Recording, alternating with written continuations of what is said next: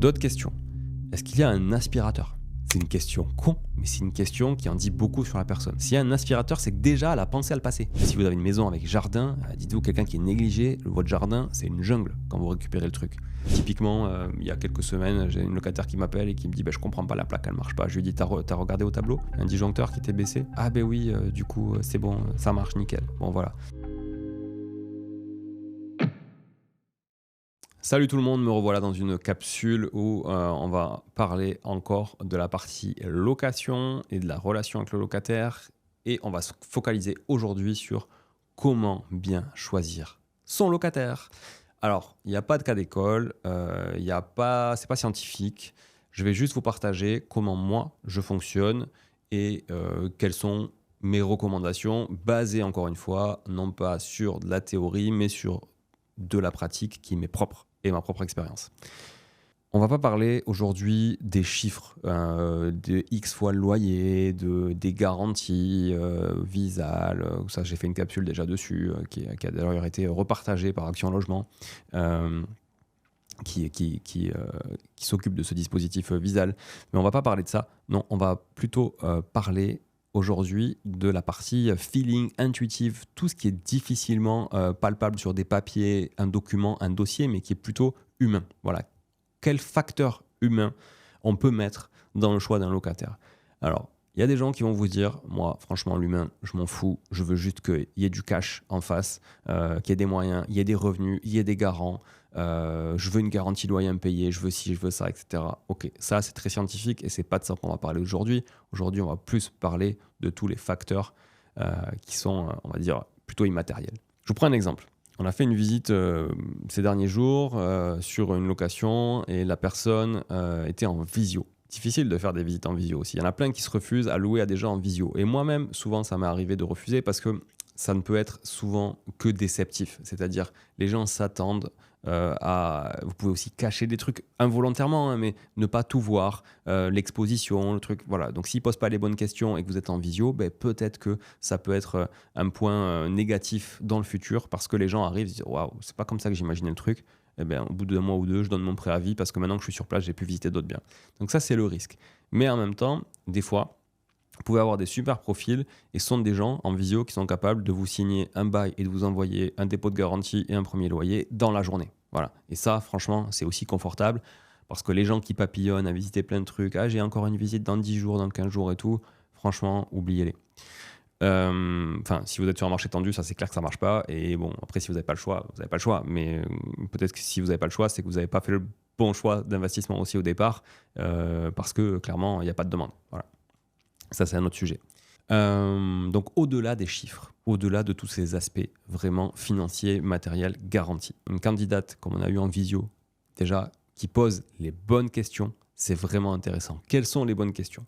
Une personne, déjà, qui vous demande si l'appartement, l'environnement, l'immeuble est calme. Clairement, c'est quelqu'un qui ne va pas foutre le bordel. On est d'accord qu'une personne qui pose la question de savoir si c'est calme, c'est pas une personne qui va venir faire la fête, qui va inviter des gens, qui va toujours être dans une dynamique de bruit, d'aller, venue, etc., d'entrée et de sortie. Donc, si elle veut que son environnement soit calme, c'est qu'elle-même, c'est une personne plutôt calme et qu'elle ne devrait pas créer de nuisance. Attention par contre, si vous lui mentez parce que le voisinage est extrêmement bruyant, que ce soit des locataires à vous dans le même immeuble ou que ce soit des locataires à quelqu'un d'autre ou des propriétaires occupants, peu importe en tout cas, mais que vous ne maîtrisez pas, là vous êtes sûr que ça ne fait pas un pli. Si vous lui avez dit oui alors que c'est pas calme, une fois qu'elle sera là, ça ne fonctionnera pas. Donc vous allez repartir dans un process. D'autres questions. Est-ce qu'il y a un aspirateur? C'est une question con peut-être, mais c'est une question qui en dit beaucoup sur la personne. S'il y a un aspirateur, c'est que déjà, elle a pensé à le passer. Déjà, elle a pensé à entretenir, à comment elle va faire le ménage, à comment elle va entretenir. Donc, cette personne-là, il ou elle, je parle de cette personne, va forcément mieux entretenir le bien que quelqu'un qui se fout qu'il y a un aspirateur et qui, surtout, s'il n'y en a pas ou il n'y a pas de balai, ne va pas en acheter un, ne va pas faire l'effort de le faire. Vous voyez ce que je veux dire? Donc, que vous fournissiez ou pas un aspirateur, la question, est-ce qu'il y a un aspirateur? Pour moi, c'est un bon point. Et c'est vraiment un élément positif pour la candidature du locataire. Est-ce qu'il y a un fer à repasser? Est-ce qu'il y a une machine à laver? Ça, c'est intéressant parce que c'est des gens qui sont plutôt des gens d'intérieur, vous voyez, qui ont envie d'être chez eux. Ça, c'est intéressant parce que les gens qui ont envie d'être chez eux, qui ont envie d'avoir du confort, c'est des gens qui peuvent rester déjà plus longtemps et c'est des gens qui vont prendre soin de leur chez eux. Il y a un autre point essentiel, au-delà des questions que la personne pose, c'est si elle respecte les horaires de rendez-vous déjà, que ce soit un rendez-vous en visio, que ce soit un rendez-vous physique. Est-ce que la personne est là? Est-ce qu'elle est en avance? Si oui, beaucoup, pas assez, trop. Est-ce qu'elle est en retard? Un peu, beaucoup.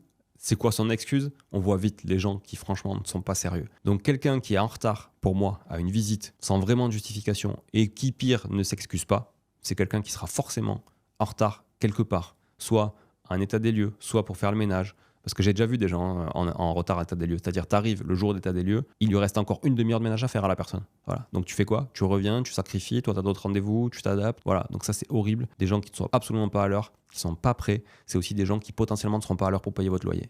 Voilà. Donc attention à ce point-là. Ensuite, il y a la personne propre sur elle. Encore une fois, une personne négligée sur elle-même va sûrement être négligée dans son environnement, va sûrement négliger son environnement. Donc son premier environnement, c'est quoi? C'est le bien dans lequel elle vit, l'appartement, la maison. Si vous avez une maison avec jardin, dites-vous, quelqu'un qui est négligé, votre jardin, c'est une jungle quand vous récupérez le truc. D'ailleurs, je conseille moi souvent pour les gens qui louent des maisons avec jardin, d'augmenter un petit peu le loyer, mais d'apporter du service et de maîtriser cette partie entretien du jardin. Faites venir un mec tous les X semaines, ça dépend des saisons évidemment, il y a des saisons où il en a besoin plus que d'autres. Vous faites un deal, vous le mettez dans les charges, mais au moins franchement, vous ne vous prenez pas la tête parce que vous êtes quasiment certain que quand vous louez une maison avec un jardin, le jardin ne sera pas dans le même état duquel vous l'avez donné au départ, sauf si vous tombez sur quelqu'un qui a la main verte, et là pour le coup, ce sera plutôt sympa, mais c'est extrêmement rare. Revenons sur des biens locatifs plus standards, des appartements. Si quelqu'un est propre sur soi, ça veut dire que votre normalement maison aura plus de chances, votre appartement pardon, aura plus de chances d'être entretenu que si c'est quelqu'un qui est trop négligé et qui se néglige lui-même. Évidemment, je ne rentre pas dans la partie fumeur, non-fumeur, ce serait un débat trop complexe et moi-même j'ai été fumeur pendant des années, je ne le suis plus, donc j'ai vécu les deux environnements, environnement de fumeur, environnement de non-fumeur. Bon, donc en tant que fumeur, je peux vous dire que franchement, j'appréciais pas non plus l'odeur du tabac froid. Et en tant que non-fumeur, je l'apprécie toujours pas. Donc, grosso modo, c'est toujours un point négatif. Malheureusement, il y a des gens, vous ne pourrez rien faire contre. Ils ne respecteront pas ça, fumeront à l'intérieur, vous jauniront les murs, etc. Mais ça peut être un critère, certes un peu discriminatoire, mais comme tous les critères que je suis en train de citer finalement, puisque c'est votre propre jugement. Et le critère financier est un critère discriminatoire aussi. Si vous n'avez pas 3 fois le montant du loyer, nanani, nanana, c'est discriminatoire, clairement. Donc voilà. Ensuite, pour les petites surfaces, les marchés plutôt tendus, où vous avez des étudiants ou des jeunes actifs, là je suis un peu mitigé, mais je vais vous dire pourquoi. C'est un peu plus rassurant quand ils viennent avec leurs parents. Pourquoi? Parce que leurs parents vont se porter, au-delà de se porter caution financière, ou même s'ils n'ont pas de visa, ils vont se porter caution financière ou autre, mais ils vont surtout se porter caution morale. C'est-à-dire qu'ils vous auront rencontré, vous auront vu, ils se seront engagés et ils auront aussi peut-être répété 10 fois derrière ce que vous avez dit à leurs enfants pour qu'ils entretiennent le bien. Voilà. Et ils vont veiller à ça. Et surtout, et ce que j'ai vu souvent, c'est que ce sont les parents qui viennent faire le ménage, pré-état des lieux, etc. Et que forcément, c'est des gens qui ont de la maturité, c'est des gens qui entretiennent leur intérieur. C'est pas des gens de 18, 20 ans qui n'ont jamais entretenu, jamais fait la vaisselle, jamais passé un coup de serpillière. Non, ce sont des gens qui ont l'habitude et qui vont faire les choses beaucoup plus proprement souvent. Voilà. Encore une fois, il y a des exceptions. J'ai eu beaucoup de locataires moi, à titre personnel et on en a toujours qui sont très jeunes. Et effectivement, c'est sûr que quand il n'y a pas l'habitude, il n'y a pas l'habitude. Voilà. Et en même temps, il faut éduquer. Ils grandissent aussi avec ça. Voilà. Donc quand il y a les parents derrière, c'est plutôt pas mal. Maintenant, je trouve aussi que quand il y a les parents derrière, ça peut avoir un côté négatif parce que c'est des gens qui sont plutôt assistés. Donc finalement, c'est des gens qui vont avoir tendance à vous appeler aussi souvent, disant oui, j'ai pas ci, j'ai pas ça. Typiquement, il y a quelques semaines, j'ai une locataire qui m'appelle et qui me dit je comprends pas, la plaque elle marche pas. Je lui dis t'as regardé au tableau s'il n'y avait pas un disjoncteur qui était baissé? Ben oui, du coup c'est bon, ça marche nickel. Bon voilà. Typiquement une plaque induction, vous savez, il y a une sécurité souvent, il faut juste laisser appuyer, faire un appui long en fait. Souvent il y a un petit pictogramme avec une clé, un appui long pour que ça marche. Donc c'est pas la plaque qui ne marche pas, c'est juste qu'il faut la déverrouiller parce qu'elle est bloquée pour une sécurité. Ce genre de petites choses, voilà. Et donc ça veut dire que derrière, Si c'est assisté, c'est aussi mal entretenu souvent. Donc peut-être que si ça reste trop longtemps et que les parents ne viennent pas assez souvent, il y a peut-être beaucoup de boulot à la sortie. Et malheureusement, des fois, même avec toute l'énergie et toute l'envie nécessaire pour aller faire le ménage, pré-état des lieux et corriger les choses, bien, si on n'a pas entretenu petit à petit, ça s'est tellement dégradé que c'est irrattrapable. Voilà pour quelques points sur comment choisir son locataire en dehors des critères financiers. Il y en a plein d'autres. Franchement, j'ai pris les premiers comme ça qui me venaient à l'esprit. Mais il y en a plein. Je pourrais vous en citer plein d'autres. Et surtout, c'est à vous peut-être aussi de nous citer ceux que vous avez en tête. Comment vous sélectionnez les locataires? Dites-le nous sur les réseaux, dites-le nous dans les commentaires sur YouTube. Voilà, envoyez-moi des petits mots aussi. Je peux, sur une capsule, peut-être refaire une capsule spécifique avec les tips, on va dire, des auditeurs. D'ailleurs, c'est une bonne idée d'épisode, ça. Je vais y réfléchir. Merci en tout cas d'être là encore une fois chaque semaine, toujours aussi nombreuses et nombreux. Et je vous dis à très vite. Ciao, ciao.